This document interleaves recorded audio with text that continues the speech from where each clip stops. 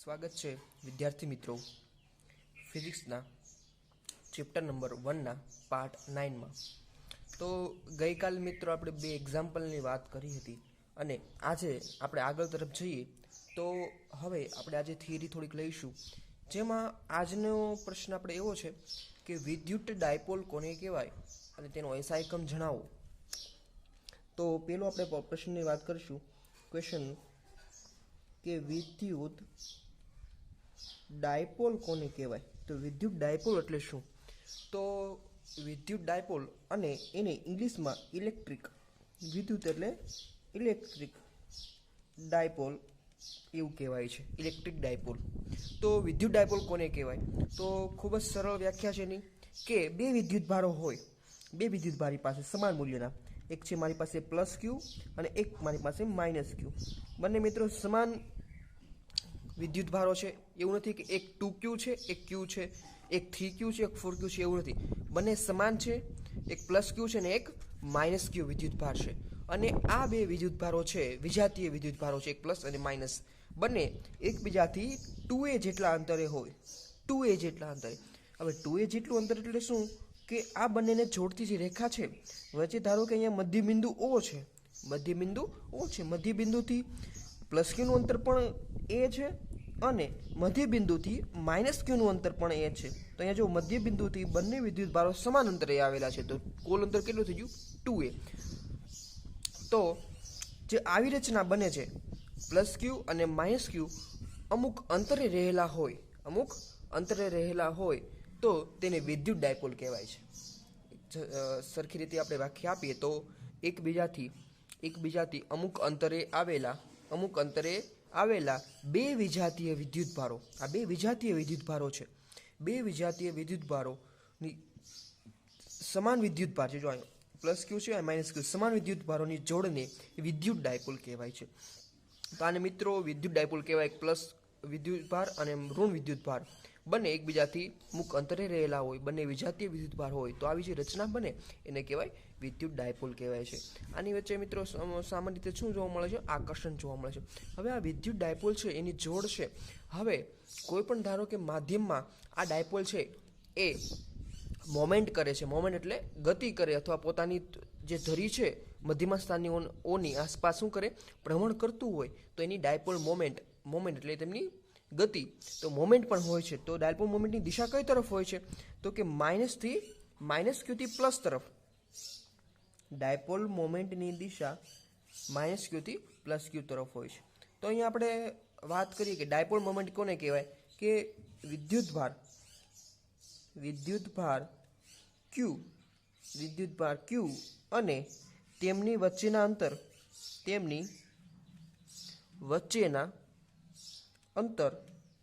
2a ના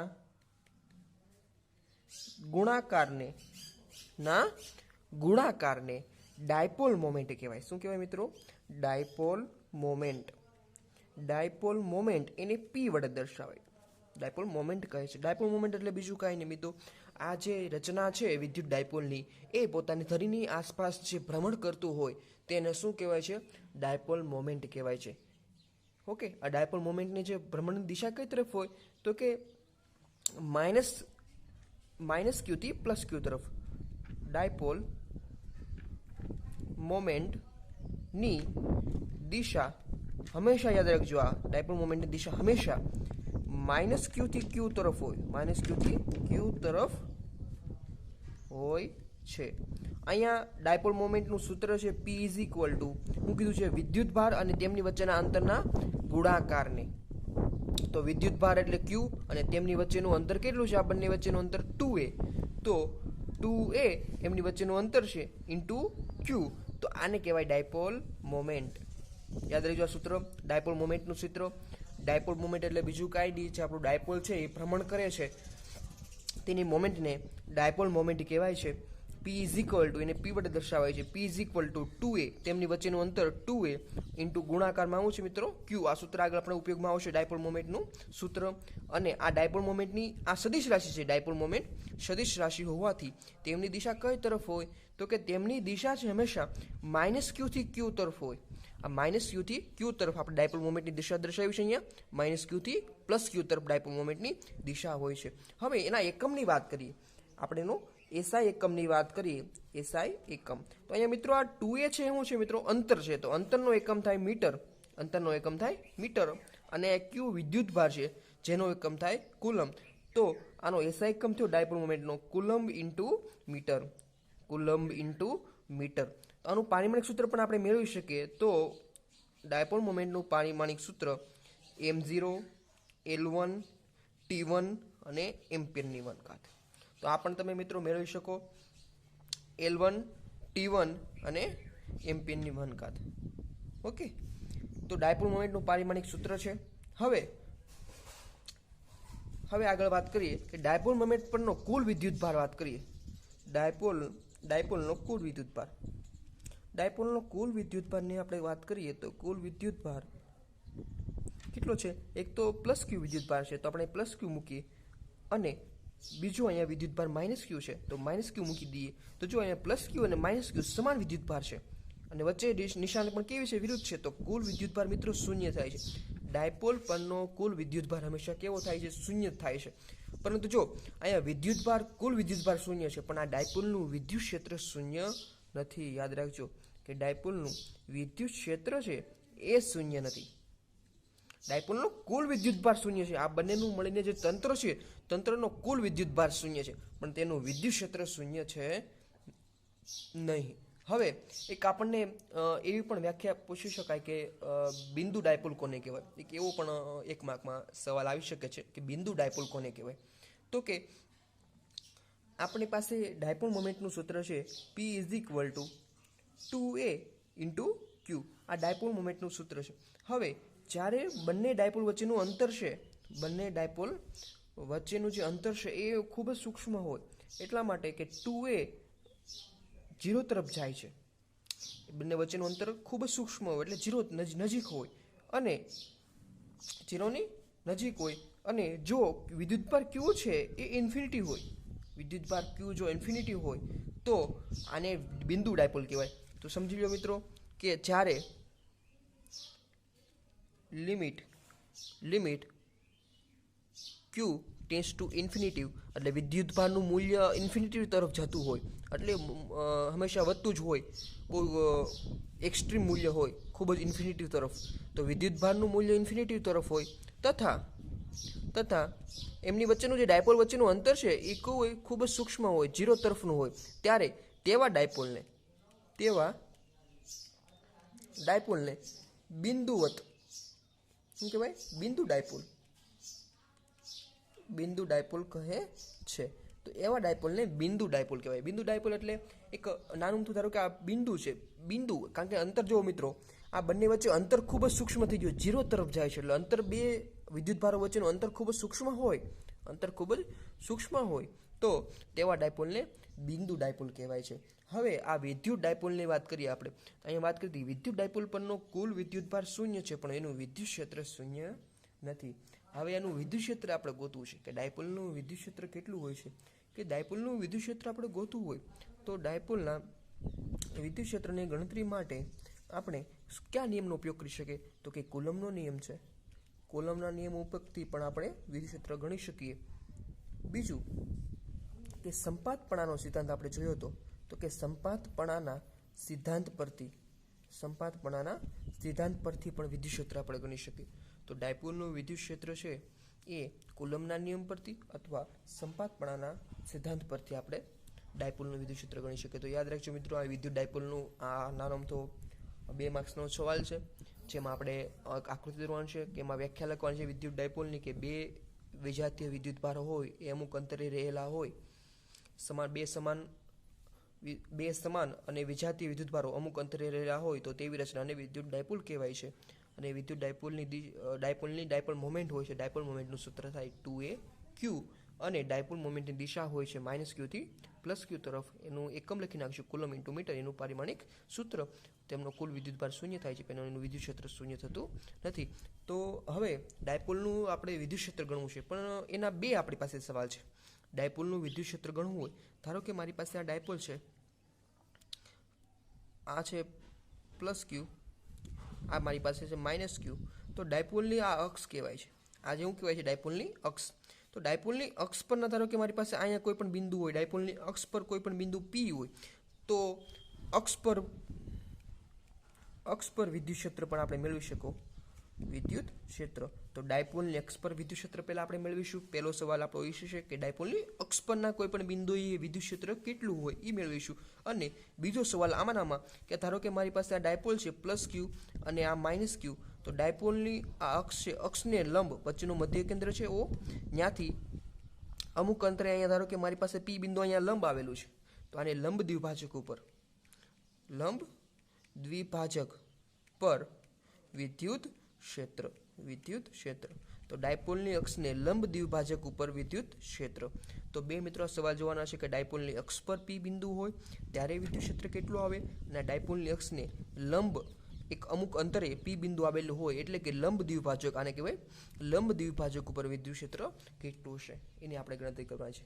ખૂબ જ આ ઇમ્પોર્ટન્ટ સવાલ છે, આઈએમપી સવાલ છે અને ખૂબ જ સરળ છે. અને આના જે આપણને સૂત્ર મળશે એ ખૂબ જ યાદ રાખવા જેવા અને એને એક્ઝામ્પલમાં ઉપયોગમાં આવે એવા છે. તો પહેલાં આપણે ગણતરી કરીશું કે અક્ષ પર વિદ્યુત ક્ષેત્ર કેટલું મળે. તો ચાલો મિત્રો પહેલાં આપણે ગણીશું અક્ષ પર વિદ્યુત ક્ષેત્ર કેટલું હોય. તો અહીંયા આપણે ટાઇટલ લગાવીશું કે ડાયપોલની અક્ષ પર વિદ્યુત ક્ષેત્ર. ડાયપોલની અક્ષ પર વિદ્યુત ક્ષેત્ર. હવે ડાયપોલની અક્ષ પર વિદ્યુત ક્ષેત્ર મેળવવું છે તો આપણે પહેલાં ડાયપોલ લઈ લઈએ. તો આપણે પહેલાં અહીંયા લીધો ક્યુ વિદ્યુતભાર પ્લસ ક્યુ વિદ્યુતભાર અને મારી પાસે અહીંયા છે માઇનસ ક્યુ વિદ્યુતભાર. હવે આ બંને વચ્ચેનું અંતર તો આપણને ખબર છે કે ડાયપોલ છે એમની વચ્ચેનું અંતર કેટલું હોય છે મિત્રો? 2a જેટલું અંતર. તો ડાયપોલની વચ્ચેનું અંતર આપણે દોરી શકીએ, આ 2a જેટલું અંતર છે. ઓકે, અને એનું મધ્ય કેન્દ્ર O છે અહીંયા, ડાયપોલની અક્ષનું મધ્ય કેન્દ્ર O. હવે ડાયપોલ મોમેન્ટની દિશા પણ આપણે મેળવી શકીએ. ડાયપોલ મોમેન્ટની દિશા મિત્રો હમણાં આગળના સવાલમાં જોયું કે ડાયપોલ મોમેન્ટની દિશા કઈ તરફ હોય તો કે માઇનસ ક્યુથી પ્લસ ક્યુ તરફ. તો ડાયપોલ મોમેન્ટની દિશા આપણે દર્શાવી દઈએ માઇનસ ક્યુથી પ્લસ ક્યુ તરફ. હવે આ ડાયપોલની અક્ષ પર આપણે વિદ્યુત ક્ષેત્ર ગણવું છે તો ડાયપોલની અક્ષ પર આપણે કેવું બિંદુ લેવું પડે? તો ડાયપોલની અક્ષ છે તો અહીંયા આપણે એક એવું પી બિંદુ લીધું છે. આ મારી પાસે પી બિંદુ છે આ ડાયપોલની અક્ષ પર, પી બિંદુ. હવે પી બિંદુ છે એનું અંતર કેટલું છે તો કે મધ્યમાન છે, આ ડાયપોલનું મધ્ય કેન્દ્ર O છે ત્યાંથી આર અંતરે પી બિંદુ આવેલું છે. આ ડાયપોલના મધ્ય કેન્દ્ર અક્ષ પરનું મધ્ય કેન્દ્ર O થી આર અંતરે પી બિંદુ આવેલું છે. ઓકે, હવે જો આ પ્લસ ક્યુ અને માઇનસ ક્યુ વચ્ચેનું અંતર 2a છે તો એટલું અંતર પણ a થાય અને એટલું અંતર પણ a થાય, ખાસ યાદ રાખજો.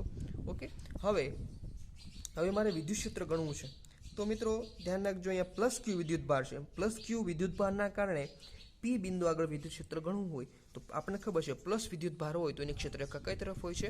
બહાર તરફ હોય છે. તો બહાર તરફ આપણે દોરી નાખીએ. બહાર તરફ આ કોના કારણે છે તો કે વિદ્યુત ક્ષેત્ર કોના કારણે છે તો કે પ્લસ ક્યુના કારણે.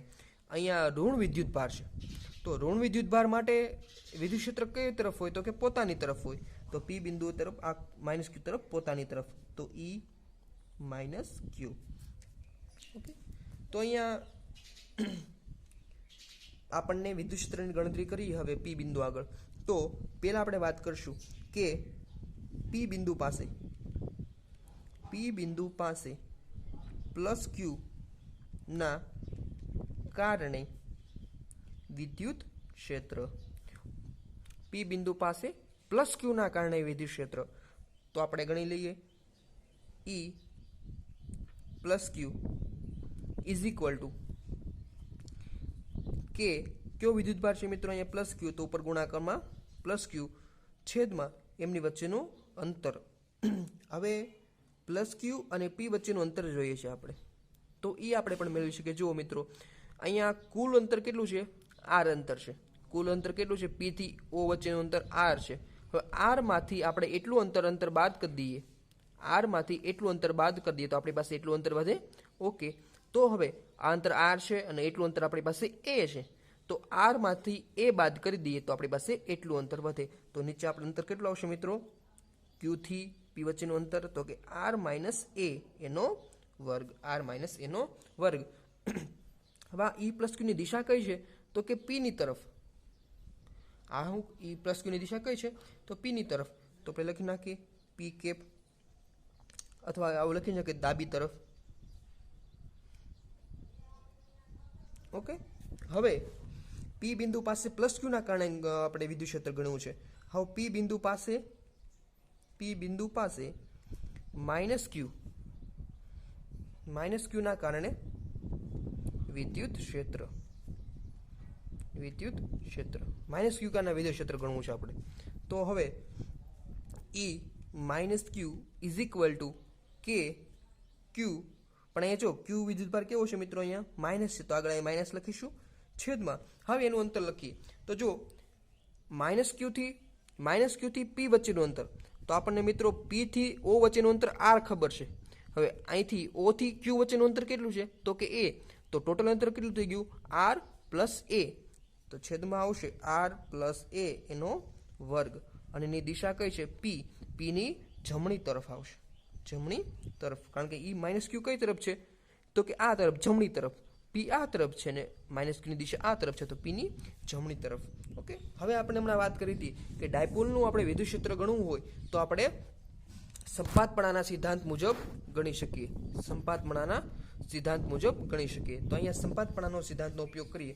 પી બિંદુ આગળ બી બિંદુ પાસે સંપાતપણાના સિદ્ધાંત મુજબ તો અહીંયા જો પી બિંદુ પાસે કુલ વિદ્યુત ક્ષેત્ર કેટલું છે તો કે ઈ પ્લસ ક્યુના કારણે અને ઈ માઇનસ ક્યુના કારણે. તો ટોટલ વિદ્યુત ક્ષેત્ર થઈ ગયું ઈ પ્લસ ક્યુ અને પ્લસ ઈ માઇનસ ક્યુ. તો આ સંપાતપણાના સિદ્ધાંત ઉપરથી આપણે વિદ્યુત ક્ષેત્રનો અહીં સરવાળો કરીશું. તો બંનેના સૂત્ર આપણી પાસે ખબર છે તો બંને મૂકી દઈએ. અહીંયા પ્લસ ક્યુના કારણે શું છે આપણી પાસે કે ક્યુ છેદમાં આર માઇનસ એનો વર્ગ. એ માઇનસ ક્યુ આપણી પાસે શું છે તો કે માઇનસ કે ક્યુ છેદમાં આર પ્લસ એનો વર્ગ. આ બંનેમાં કોમન છે આપણી પાસે પી દિશા. ઓકે, હવે જો બંનેમાંથી આપણે કોમન કાઢી લઈએ, બંનેમાંથી કોમન કે છે અને ક્યુ છે, તો બંનેમાંથી કોમન કાઢી લઈએ, કે ક્યુ કાઢી લઈએ તો અંદર વધશે એકના છેદમાં આર માઇનસ એનો વર્ગ માઇનસ એકના છેદમાં આર પ્લસ એનો વર્ગ. ઓકે, હવે અહીંયા આપણે લસા લઈશું, ક્રોસ ગુણાકાર કરશું. આર પ્લસ એ અહીંયા ગુણાય, આર માઇનસ એ અહીંયા ગુણાશે, તો કે ક્યુ આર પ્લસ એનો વર્ગ માઇનસ આર માઇનસ એનો વર્ગ છેદમાં, હવે જો આ બંનેનો ગુણાકાર છે, આર માઇનસ એનો વર્ગ અને આર પ્લસ એનો વર્ગ. આપણે અહીંયા દિશા દર્શાવી દઈએ પી. હવે જુઓ ઉપર આપણે વર્ગનું વિસ્તરણ કરશું. પહેલા પદનો વર્ગ પ્લસ બીજા પદનો વર્ગ પ્લસ 2 ગુણ્યા પેલું પદ ગુણ્યા બીજું પદ. અને અહીંયા છેદની વાત કરીએ તો છેદમાં જે પદ છે આપણને સૂત્ર મિત્રો ખબર છે કે એ માઇનસ બી હોય અને એ પ્લસ બી હોય તો લખી શકાય એ સ્ક્વેર માઇનસ બી સ્ક્વેર. તે જ રીતે આપણે નીચે કરશું. જો અહીંયા એ આર માઇનસ એ છે અને આર પ્લસ એ, તો આને શું લખાય R square minus a square આખા કાઉન્સનો સ્ક્વેર, આ સૂત્ર મુજબ. તો અહીંયા આપણે ગણતરી કરશું કે ક્યુ, તો અહીંયા જો પેલું પદ છે એમાં શું કરશું આરનો square plus 2ra plus r square. હવે વચ્ચે માઇનસ નિશાની છે, પહેલા પદનો વર્ગ આર સ્ક્વેર, પછી માઇનસ નિશાની છે એટલે માઇનસ 2ra આવશે, પણ અહીંયા આગળ માઇનસ છે એટલે પ્લસ થઈ જશે, પ્લસ 2ra પ્લસ છેલ્લા પદનો વર્ગ એ સ્ક્વેર, પણ અહીંયા માઇનસ એ સ્ક્વેર થઈ જશે કારણ કે આગળ માઇનસ નિશાની છે, તો માઇનસ એ સ્ક્વેર છેદમાં આ નિયમ મુજબ એ માઇનસ બી એ પ્લસ બીના નિયમ મુજબ a square minus b square થાય. તે જ રીતે અહીંયા શું થશે મિત્રો r square minus a square આખા કાઉન્સનો સ્ક્વેર. ઓકે, ઇન્ટુ પી કેપ. હવે મિત્રો અહીંયા આર સ્ક્વેર છે, આ માઇનસ આર સ્ક્વેર છે, plus a square minus a square cancel થઈ જશે. વચ્ચે આપણી પાસે 2ra, આ પ્લસ 2ra, તો આપણી પાસે આવી જાય 4ra છેદમાં r square minus a square આખા કાઉન્સનો સ્ક્વેર. આગળ મિત્રો આપણી પાસે કે ક્યુ છે. હવે આપણને ખબર છે ડાયપોલ મોમેન્ટ હમણાં જ આપણે જોયું હતું, dipole moment p is equal to 2a into ક્યુ.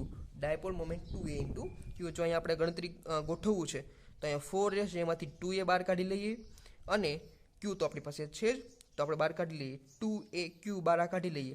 અંદર શું વધશે તો કે કેની જરૂર નથી, કે આપણે અહીંયા લીધા નથી, તો કે અહીંયા લખી નાખીએ. ક્યુ તો અહીંયા આવી ગયા છે, ક્યુ તો અહીંયા આવી ગયા છે. પછી 4 માંથી 2 આવી ગયા છે, તો 2 બાકી છે હજી.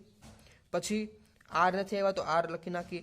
અને ક્યુ છે, ક્યુ તો આગળ આવી ગયા છે, સોરી અહીંયા એ છે, એ તો આવી ગયો છે આગળ. તો છેદમાં છે આપણી પાસે R square minus a square આખા કૌંસનો સ્ક્વેર ઇન્ટુ પી.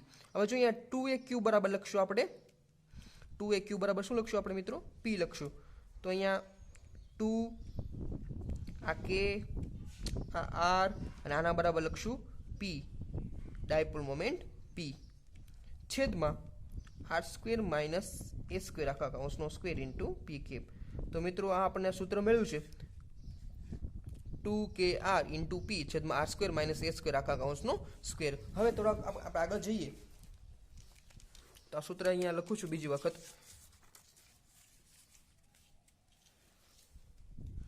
આપણી પાસે સૂત્ર મળ્યું હતું E ઇઝ ઇક્વલ ટુ કે આર 2kr ઇન્ટુ પી છેદમાં r square minus a square આખા કૌંસનો સ્ક્વેર ઇન્ટુ પી કેપ. હવે મિત્રો હવે ખાસ જોવા જેવી બાબત એ છે કે હવે જો અંતર એ છે ખૂબ જ નાનું હોય આર કરતાં, અંતર એ કોની વચ્ચેનું અંતર છે તો કે ડાયપોલની અક્ષ છે, ડાયપોલની અક્ષ એનું મધ્યબિંદુ ઓ હતું, ઓથી પ્લસ ક્યુ વચ્ચેનું અંતર, ઓથી માઇનસ ક્યુ વચ્ચેનું અંતર, એ અંતર છે ખૂબ જ સૂક્ષ્મ હોય. અને આર અંતર શું છે કે પી બિંદુથી ડાયપોલના મધ્ય કેન્દ્ર સુધીનું અંતર. હવે એ અંતર ખૂબ જ સૂક્ષ્મ હોય તો આપણે એ અંતરને અવગણી શકીએ. તેથી આપણે આ ઉપરના જે સૂત્રમાં છે આપણે એને અવગણી નાખશું છેદમાંથી. તો આપણી પાસે વધશે 2kr પી છેદમાં અહીંયા જો મિત્રો એને આપણે અવગણી નાખીએ તો એક સ્ક્વેર છે એ નીકળી જાય તો વધી આર સ્ક્વેરની માથે 2 ઘાત એટલે આરની 4 ઘાત ઇન્ટુ પી કેપ. અહીંયા ઉપર આર છે, નીચે આર ક્યુબ છે તો કેન્સલ થઈ જાય. તો 2kp છેદમાં આર ક્યુબ ઇન્ટુ પી કેપ. તો મિત્રો આપણને અહીંયા ડાયપોલની અક્ષ પરનું વિદ્યુત ક્ષેત્ર આપણને મળી ગયું છે. આ ડાયપોલની અક્ષ પરનું વિદ્યુત ક્ષેત્ર ઇઝ ઇક્વલ ટુ 2kp છેદમાં આર ક્યુબ ઇન્ટુ પી કેપ. ઓકે, તો આ મિત્રો ડાયપોલની અક્ષ પરનું વિદ્યુત ક્ષેત્રનું આપણે સૂત્ર મેળવી લીધું છે. ચાલો હવે આપણે ડાયપોલના વિષુવરેખા પરના કોઈ પણ બિંદુએ વિદ્યુત ક્ષેત્રનું સૂત્ર મેળવવું છે. તો હવે આપણે વાત કરીશું કે ડાયપોલના વિષુવરેખા પર કોઈ બિંદુ પાસે વિદ્યુત ક્ષેત્ર મેળવવું છે. હવે ડાયપોલની અક્ષે અથવા ડાયપોલના વિષુવરેખા પરના કોઈ પણ બિંદુ, તો ડાયપોલની વિષુવરેખા કોને કહેવાય? ડાયપોલની અક્ષ ઉપર તો આપણે મેળવી લીધું. તો ડાયપોલની વિષુવરેખા પર મેળવવા માટે આપણે પહેલાં અહીંયા વિદ્યુત ભાર લઈએ, એક માઇનસ ક્યુ અને એક આપણી પાસે છે પ્લસ ક્યુ.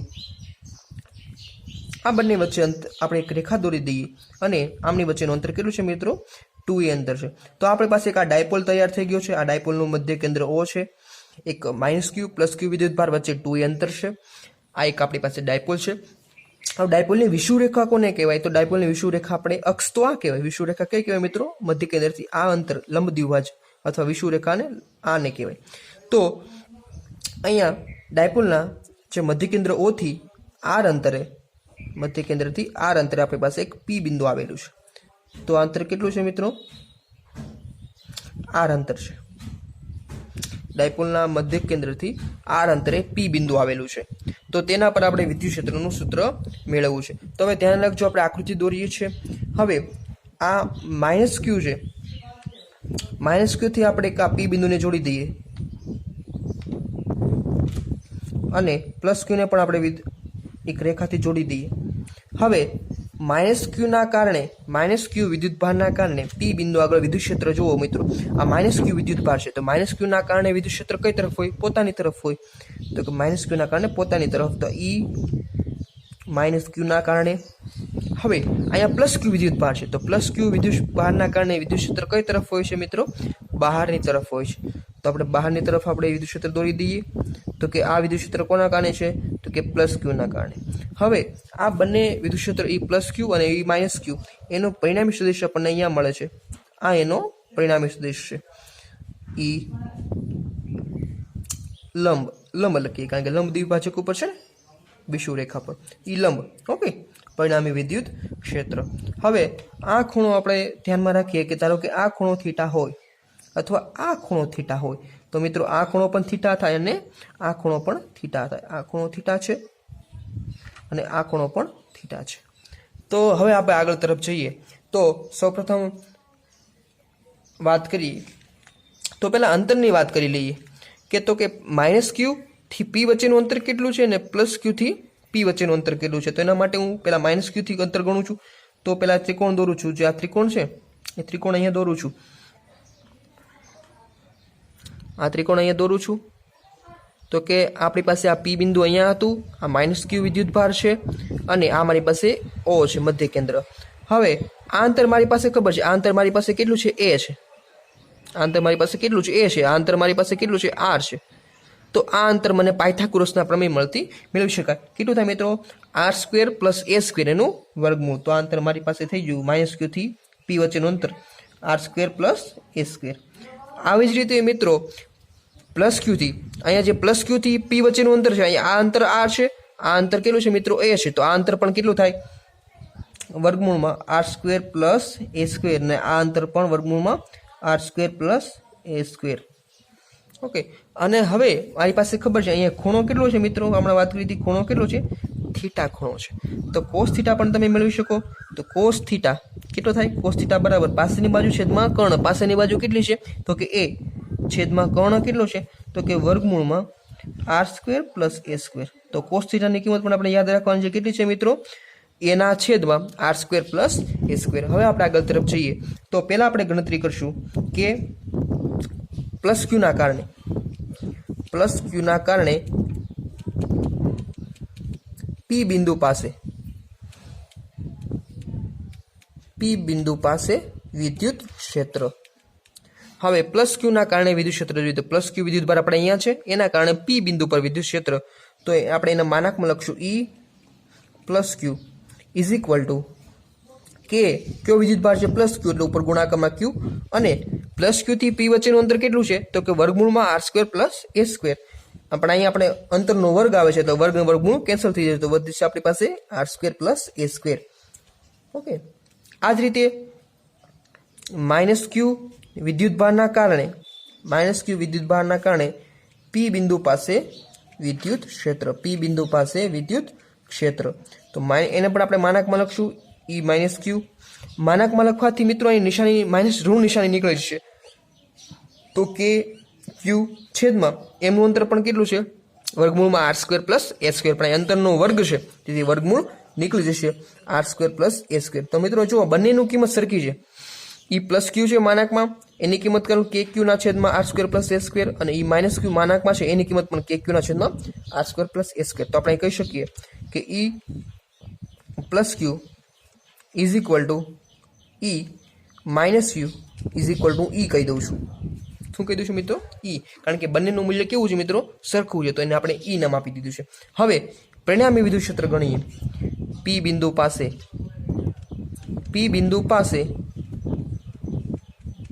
પરિણામી વિદ્યુત ક્ષેત્ર. તો હવે હું પી બિંદુ છે એની ઉપર પરિણામી વિદ્યુત ક્ષેત્ર ગણતરી કરું છું. તો કે જો આ મારી પાસે પી બિંદુ છે. ઓકે, જો અહીંથી આકૃતિ દોરું છું. આ મારી પાસે પી બિંદુ છે. હવે પી બિંદુ પાસે આપણી પાસે બે ક્ષેત્ર છે. પ્લસ ક્યુના કારણે અહીંયા છે અને માઇનસ ક્યુના કારણે અહીંયા છે. તો અહીંયા દોરું છું કે આ પ્લસ ક્યુના કારણે છે. ઈ પ્લસ ક્યુના કારણે આ એનું પરિણામી ક્ષેત્ર છે અને આ છે આ માઇનસ ક્યુના કારણે. ઓકે, તો હવે જુઓ ઈ પ્લસ ક્યુના કારણે છે અને અહીં આપણી પાસે પરિણામી સદિશ ઈ લંબ છે. હવે ઈ પ્લસ ક્યુના આપણે બે ભાગ પાડી શકીએ. અહીંયા ખૂણો આપણી પાસે કેટલો છે મિત્રો? થીટા ખૂણો છે. તો થીટા ખૂણો હોય તો આ ઘટક કયો થાય? તો કે ઈ કોસ થીટા. આ ખૂણો થાય ઈ કોસ થીટા અને આ એનો બીજો ઘટક થાય ઈ સાઇન થીટા. એવી રીતે મિત્રો ઈ માઇનસ ક્યુ છે એના પણ બે ઘટકો પડે. તો કે એક ઘટક આપણે જો ઈ માઇનસ ક્યુ છે પણ ઈ માઇનસ ક્યુ અને ઈ પ્લસ ક્યુ બરાબર ઈ છે, એટલા માટે આપણે અહીંયા ઈ લઈએ છીએ. તો આ ઘટક થાય ઈ કોસ થીટા, કારણ કે અહીંયા ખૂણો પણ થીટા છે મિત્રો. તો અહીંયા એ ઘટક ઈ કોસ થીટા અને આ ઘટક ઈ સાઇન થીટા. તો મિત્રો જો ઈ સાઇન થીટા અને ઈ સાઇન થીટા બંનેના ઘટકો બે કેવા છે? વિરુદ્ધ દિશામાં છે. એટલે આ બે ઘટકો કેવા થઈ જાય મિત્રો? કેન્સલ થઈ જાય. તો આપણી પાસે પરિણામી વિદ્યુત ક્ષેત્ર કેટલું વધશે? તો કે ઈ કોસ થીટા પ્લસ ઈ કોસ થીટા. તો પરિણામી વિદ્યુત ક્ષેત્ર ઈ લંબ is equal two 2e cos theta. e cos theta plus e cos theta 2e cos theta. 2e cos theta. તો આપણે ઈની કિંમત તો ખબર છે. ઈની કિંમત એટલે આની કિંમત પણ લખી શકો અને આની કિંમત લખી શકો. કઈ થાય? kq છેદમાં r square plus a square. તો લખી શકીએ. તો 2 ઇન્ટુ ઈની જગ્યાએ લખશું kq છેદમાં r square plus a square. અને અહીંયા cos થીટા, cos થીટાની કિંમત આપણે આગળ મેળવી હતી. cos થીટા બરાબર શું થાય મિત્રો? પાસેની બાજુ છેદમાં કર્ણ એના છેદમાં વર્ગમૂળમાં r square plus a square. તો અહીંયા ગુણાકારમાં a છેદમાં વર્ગમૂળમાં r square plus a square. હવે મિત્રો આપણને ખબર છે કે ડાયપોલ મોમેન્ટ એટલે શું થાય? 2a ઇન્ટુ q એટલે ડાયપોલ મોમેન્ટ p. તો અહીંયા જો 2 છે, a છે અને q છે. તો 2a q અહીં સાઈડમાં લખું છું. 2a q ઇન્ટુ અહીંયા k બારો છેદમાં અહીં મિત્રો r સ્ક્વેર પ્લસ a સ્ક્વેરની એક ઘાત છે, અહીંયા r સ્ક્વેર પ્લસ a સ્ક્વેરની 1/2 ઘાત છે. તો 1/2 પ્લસ 1 એટલે 3/2 ઘાત. તો છેદમાં આવશે r સ્ક્વેર પ્લસ a સ્ક્વેરની 3/2 ઘાત. અને 2a q બરાબર શું થાય મિત્રો? p થાય. 2a q બરાબર શું થાય? p થાય. તો અહીંયા સૂત્રમાં શું આવશે? સૂત્રમાં શું આવશે? તો અહીંયા લખું છું બીજા પેજમાં. તો અહીંયા 2aq બરાબર આપણે લખી શકીએ ઈ લંબ ઇઝ ઇક્વલ ટુ 2aq બરાબર આપણે લખીશું p ઇન્ટુ k છેદમાં અહીંયા r સ્ક્વેર પ્લસ a સ્ક્વેરની 3/2 ઘાત. Okay, into p.